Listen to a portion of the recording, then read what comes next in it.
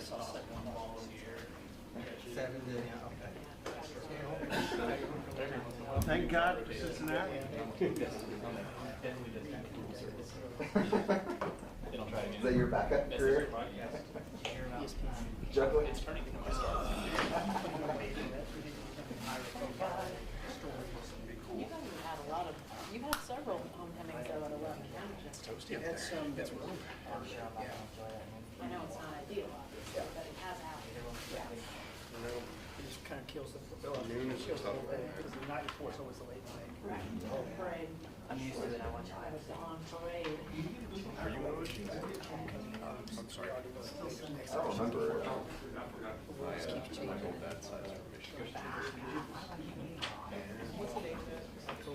I will say I'm more of an MSU guy than I'm a Michigan guy, but Okay, thank you. but my dad does like Michigan football. So. Sorry.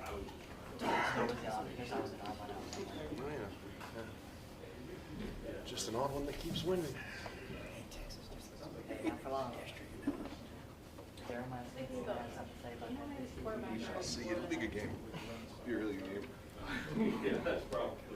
And 6 sacks. Better not be people. How they're cutting it. Get better not peak in games first. First round of that Banks kid. College football's better when it's a good game. Kelvin? Yeah. Apparently Florida didn't blitz them much either. Just the front four. Oh, so they were getting to with 4? I saw a stat that said 85% of the passing were non-blitzes. They still got that much pressure on them. And you don't think that Venables will dial up some stuff? I know, it's going to make you think even more. I know it didn't go well for him, but that is. It's only 17 days after. Kelsey was walking the dog, Game. and she came in. I think right after I was finishing the game. Just throwing. And Florida said, I know like, but he never got to use it. I mean, It might be a very. It was like 100% would have been my thing. Just telling Scotty, I'm like, Steer's not playing. I watched the first quarter and a half. 9. Honestly, it was a 9 hours. The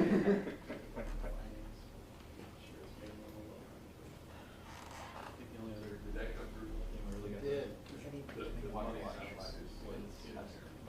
Miami State. I put it on, and when they were down 28-3, and I was like, I'm not watching this. I went back and looked at a lot of highlights last night of the games.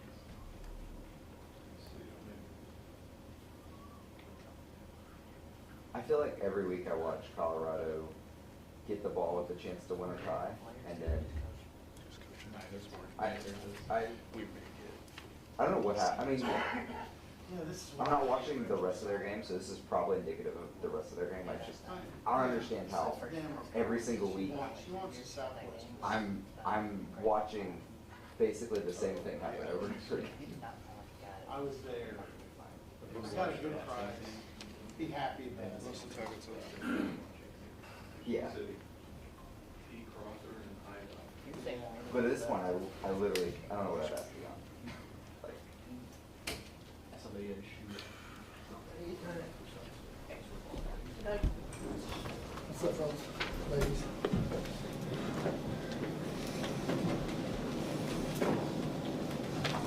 Clint already been here?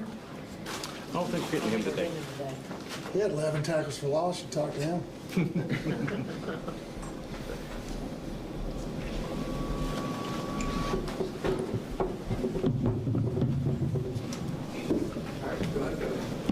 Yeah, basically, we're just going back to work. You have to have short-term memory in this profession when things don't go well. And the message to the kids would be, there's going to be a lot of things in your life that don't go your way. How you going to respond to it? It's real easy to pull your hoodie over your face and put a towel over your face, and that's what average people do.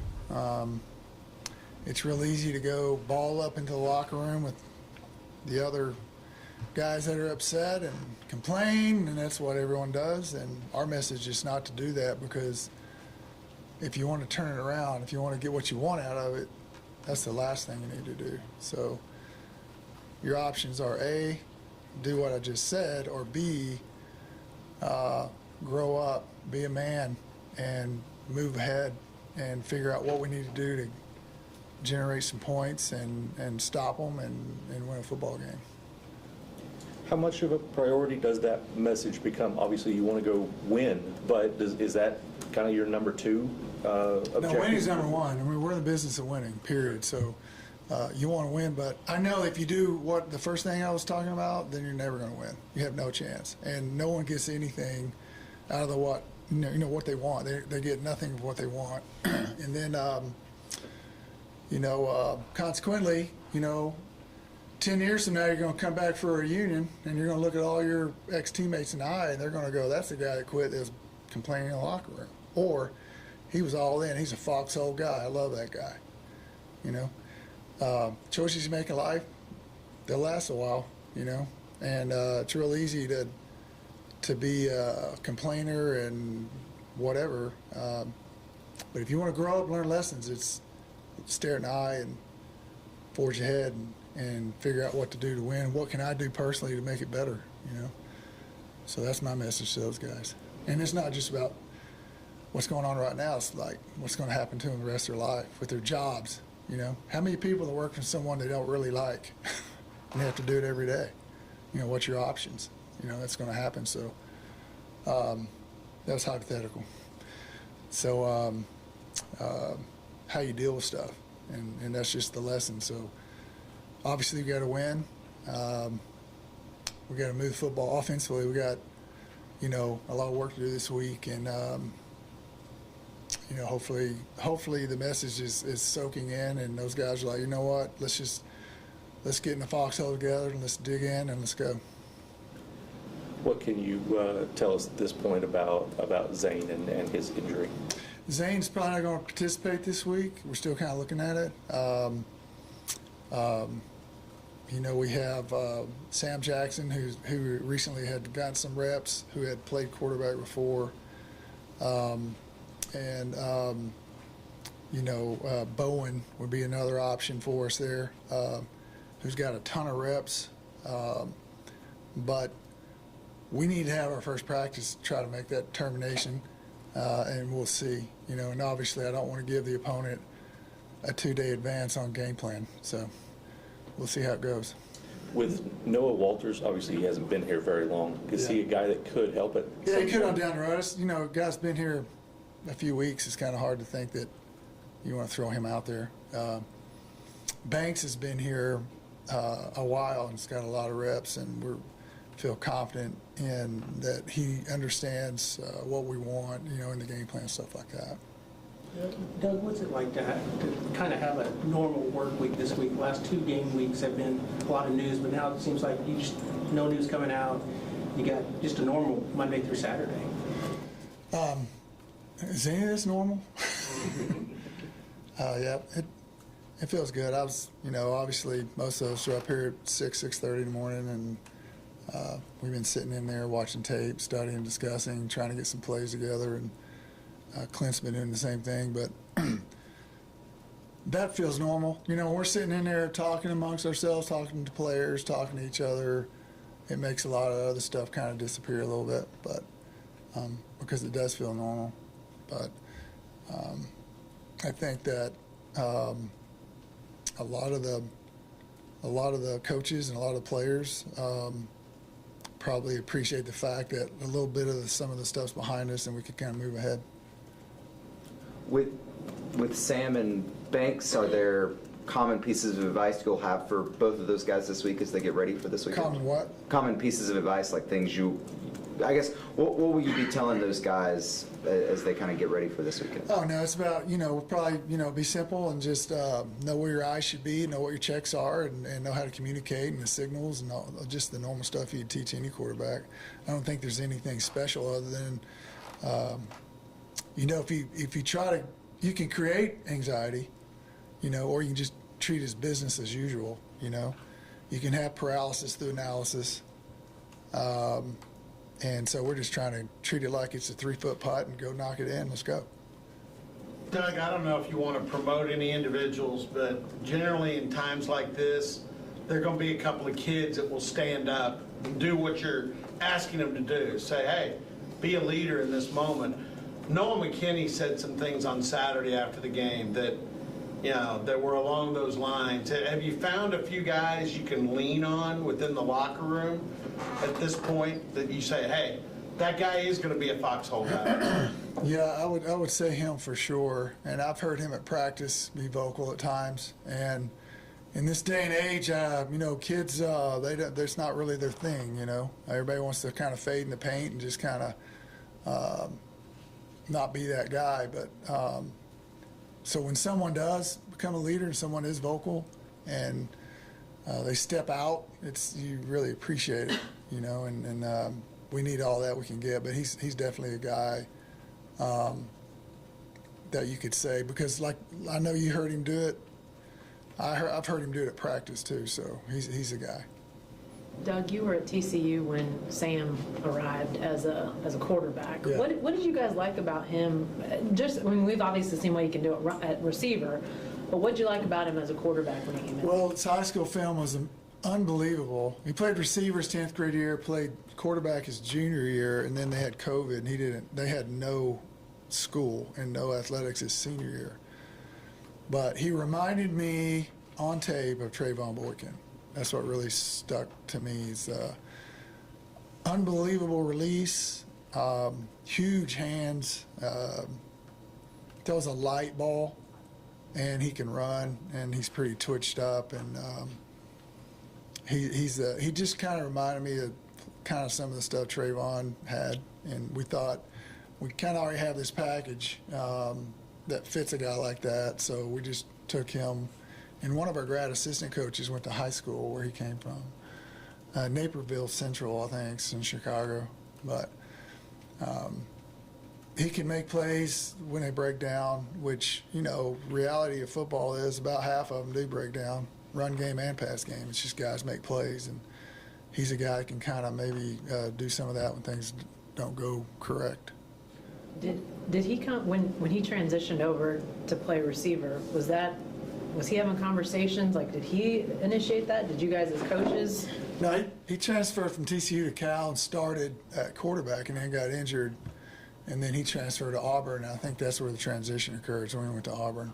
Yeah, so we had film of him playing wideout, which I always thought, if it wasn't quarterback, he could be a corner or a receiver or something, or a turn guy, But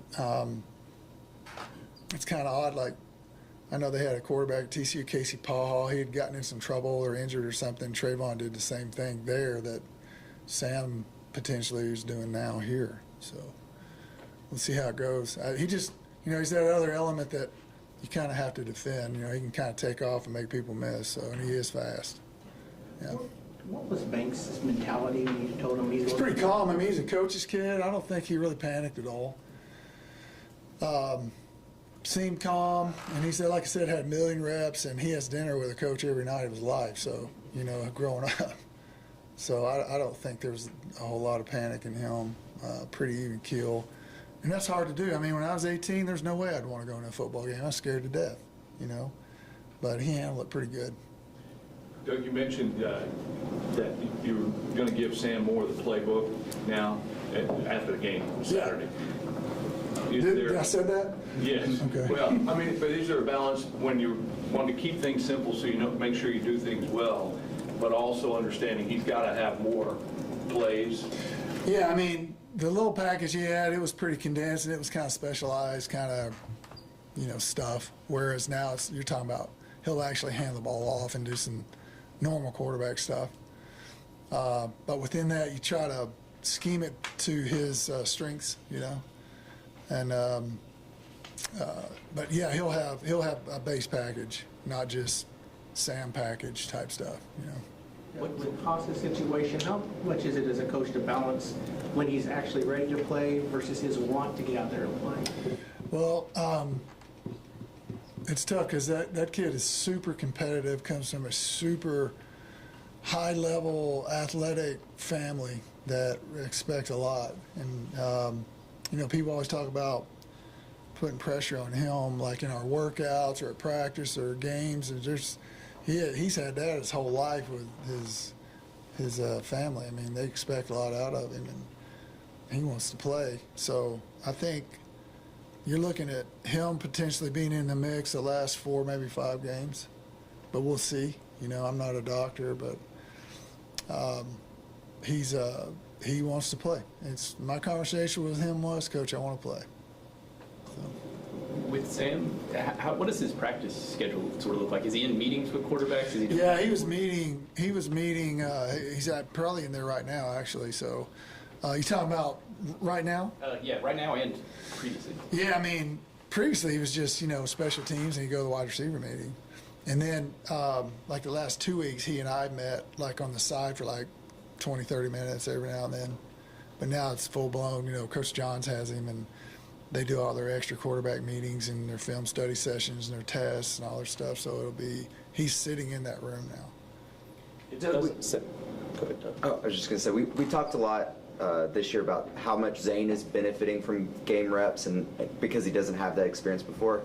Would you put Sam in that same bucket with his high school losing that last year and getting hurt? Would you put him in that same kind of, he hasn't played enough, so he's benefiting a lot from just being out there? Yeah, and he's 22 years old, you know what I mean, where Zane's a little younger, so he's been through a lot,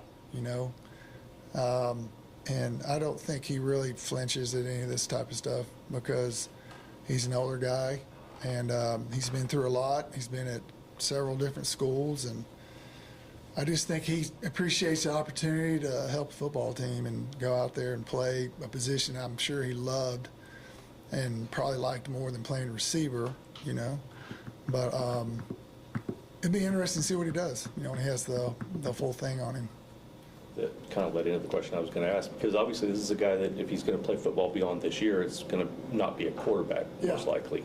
Yeah. But it doesn't seem like there's any hesitation from him at all. But you'll be able to see his legs and what he can do in open field and running football and things like that. And he has the ball every snap. So at receiver, you're straining super hard for a maybe. At quarterback, you got the ball. So there's probably a little bit of comfort in that, knowing he has the ball and he can take off, throw, do whatever is asked of him to do. So. But it is funny though, right? You run 6,000 yards of practice for a maybe, and you have no it's not even up to you. So. What stands out about Houston's defense? They got a really good D-line, very active. They play super hard. I want to say they have 10 transfers on defense. And I think they have 19 out of their 22 are transfer guys. So they got guys that played a lot of football at other schools, and they've done a good job kind of galvanizing those guys. And I think they're good at what they do. I don't think they try to fool you with a bunch of stuff. And I think they're just solid, and they understand what they're doing, and they're in the right spots, and they play really hard. And I think numerically they're up there in a lot of categories. So, Doug, you coached at just about every level in your coaching career. Mm-hmm. Willie Fritz is kind of that same type guy. Have you crossed paths? I know he's a little older than you are. Yeah, I don't really know him. I saw him last year at TCU. I think we played him, and I met him and said hello, and that was it. I don't really know him, but yeah, he's been in the bus leagues like me, He's probably drove a van of O-linemen to Grand Rapids, Michigan a couple of times, just like I've done, and handed out equipment, and mowed grass, and all the rest of it. So, Laundry. Huh? Done laundry, all that. Laundry, yeah. I was equipment manager one year. Mowed grass. First day on the job, I sodded our practice field. Had ants all over myself. It was awesome. Appreciated my degree a little more. And then my parents are like, why are you doing that? You have a degree. So, but yeah, D2, 1AA, JUCO, all of it. We asked you about what you thought about Clint after the game, but I don't know how much you reviewed film of that side of the ball, but did anything else jump out at you? Well, I mean, they played a lot of guys that hadn't really played, and they performed pretty well. Had a kid that hadn't played much that had a pick six, and that's good for all those guys. It just felt really good on the sidelines coming from that side of football. Those guys, I mean, it felt like those guys were playing hard for each other and were having fun, and they were having some success. I mean, Was it six sacks? Is that correct? 6 sacks, 11 TFLs. Well, I mean, when's the last time we had 6 sacks? It's been a minute. I mean, it's pretty good, right? 11 TFLs? Yeah. But they did a good job. I think really another thing they did well is they got some 3 and outs, you know. And that quarterback's hard to defend. He can run around pretty good. And as you saw, he made some plays with his legs and threw the ball off his back foot with somebody in his face. And Did you look at the defensive tape at all? I mean, I know you probably don't, but it seemed their success came off broken plays when he just scrambled and the receivers were just looking for some openings. yeah, they're hitting those digs a lot. You know, with your high-low and with a clear out with a dig, that was kind of their thing. They kept hitting on some of the long yardage situation, and then the quarterback just kind of making some plays. There was never really a time that we were just out of position or misaligned. I think some of their scheme was successful, and they had some receivers that were pretty good. I thought their little line was solid. It appeared to me that they weren't great at running the ball, but I was just, in a short amount of time, to be able to go out there and manufacture something like that's a minor miracle. And the attitude of those guys on defense is another miracle, you know. I just appreciate what he did. And, you know, anybody can go in there and try to put their stamp on it and run all this exotic junk, and that's not what he did. So and that's kind of what we need, you know. Did anything stand out about the offensive film that wasn't obvious during the game? No. No, I mean, there were some guys that made some plays. I thought the O-line played solid. I give a lot of credit to them defensively. I think they're pretty good defense. And their scheme's difficult. But, you know, obviously we got to improve in all areas, you know, particularly the skill. You know, we got to do better with our skill players and put them in better positions. And hopefully we can do that this week, get it started back up and get it going the right direction, you know, have some positive stuff occur. You've always tried to get minor wins. How big is first down offense for you, just to not get behind the chain? Yeah, I mean, you know, 1st and 10 is the most important down there is to me, because if you're outside the sticks, it's probably 50 to 1 you get a first down. You know what I mean? Or something mathematical that way. But you got to keep it between the sticks to have a chance. Because when you're outside the chains, that's when turnovers occur, sacks, all that kind of stuff. And typically what guys do on second longs, they blitz the crap out of you because they want you to be in 3rd and 10, you know. So that's another reason you don't want to be in you want some yards on first downs and not be in 2nd and 10 and get a Hail Mary blitz coming at you. So You talked about some of the guys kind of stepping up on defense. I don't know how much you saw this or how much you talked to them about this, but Mordecai really, y'all leaned on him a lot more at safety. How did you think he led the team in tackles, did he not? I mean, wasn't he the lead tackler? Am I incorrect? Correct? Yeah. Yeah. Played great, man. Ray, the kid from Red Oak, the safety hadn't played much. I thought he played well. I mean, there's a lot of guys that stepped up that hadn't done much that played, and good for them.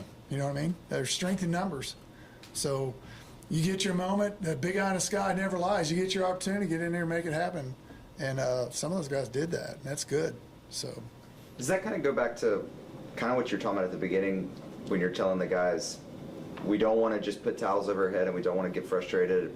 Mm-hmm. Do those guys going out and playing like that, does that kind of speak to what you want? Yeah, I mean, that's what you want. Under adverse conditions, you can still operate. But, like, I'm not saying you can't feel that, you know, angst of just frustration.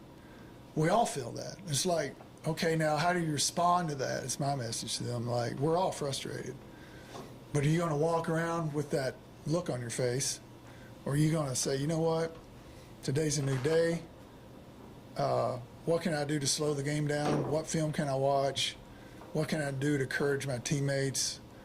Can I meet more? Question. You know, what can I do to help fix it? You know, and that's the hard thing to do. That's not human nature. Human nature is to go hide in a room somewhere, because that's what most people do. But if you want to be a success in life, in your job or anything, then you got to do the other, plain and simple. Because that's your options, one or the other. It's one or the other.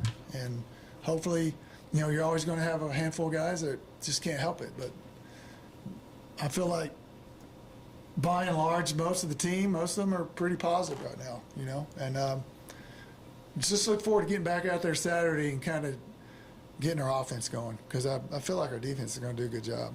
Doug, do you have to ever remind yourself that you have to be positive too? I mean, that's got to be a tough position. You're going to be juggling all this, but. Yeah, I get alone and I'm negative alone. I do that.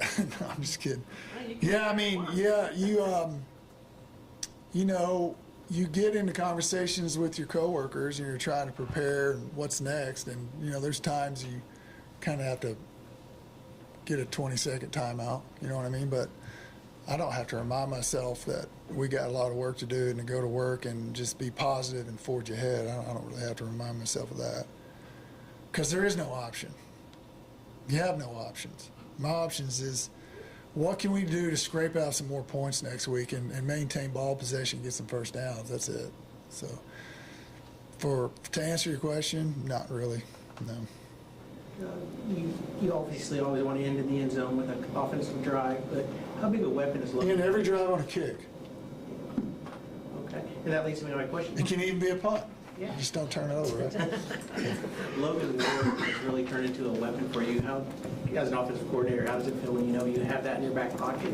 Who are you talking Logan, about? the kicker. Oh, yeah. Man, so one day I went up to him and I said, it's pretty simple. Just put it between the pipes. And he goes, that's pretty good, the pipes. And he says it to me every day. Like, we do knuckles every day. And he just feels, to me, he feels like a lot more confident player. A lot more confident. And he's made some kicks, and he is a lot more confident. It's been fun to be around him, watching him, because like in the spring, maybe not so much, you know. Camp, and then, you know, as soon as the season started, I just saw a different kid. And yeah, man, I like his attitude. I like how he is, and he's come through for us on some kicks. So yeah. You being past the 5-game mark now, as far as the guys that are playing, do you feel like you're kind of set now with, I mean, the portal's still open for, I guess, for a couple more weeks, but do you feel like you're kind of past all of that wave now?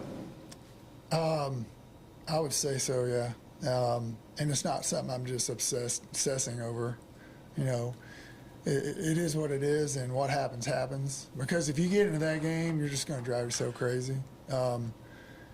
Unfortunately, as 18, 19, and 20-year-olds, there are people outside of these walls that give them a lot of advice. And sometimes those people don't really necessarily know what's good and bad. And how much of that you can control? This much. So if you want to worry about that, you probably won't ever come up with a game plan, you know what I mean? So whoever's here, we're here. We're here for you. We're going to encourage you and prepare you. And I think a lot of the kids are kind of bought into that. And like I said, I mean, I think that is probably behind us, but you never know for sure what could occur with all that's out there now, you know.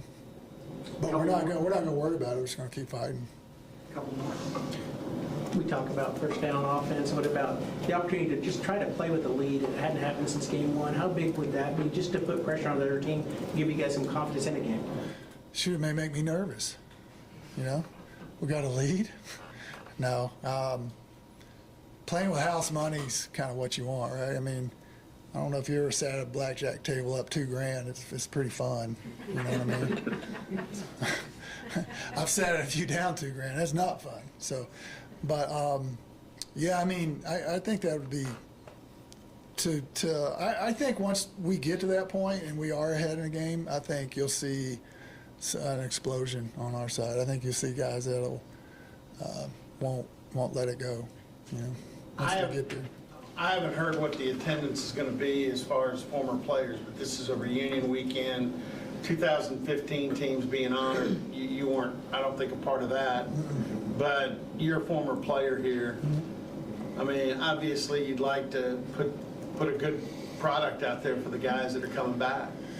Yeah, I mean, obviously, yeah, but I'd like to put a good product out there for our team, you know, as much as anything. And I'm quite sure I'll get some plays drawn up and sent to me once those guys show up. And I've had some good emails, by the way, some double reverse passes, and Some really good play work. People have drawn. I think one guy drew like with crayons or something. But yeah, you want to win for them when they're back and make them feel good. Want to keep coming back, you know. And because anytime you come to Stillwater and went to school here, you come back here and it's just complete nostalgia, you know. And yeah, I remember we did that and this thing and that party and all this stuff. Remember that time we did this and remember that practice and da-da-da. So you'd like to win a game and let them have all that as well.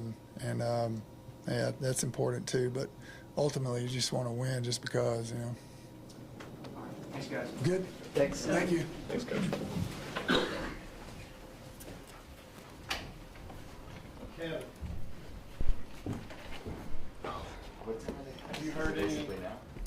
idea on how the turnout Been, going to be with former? Yeah.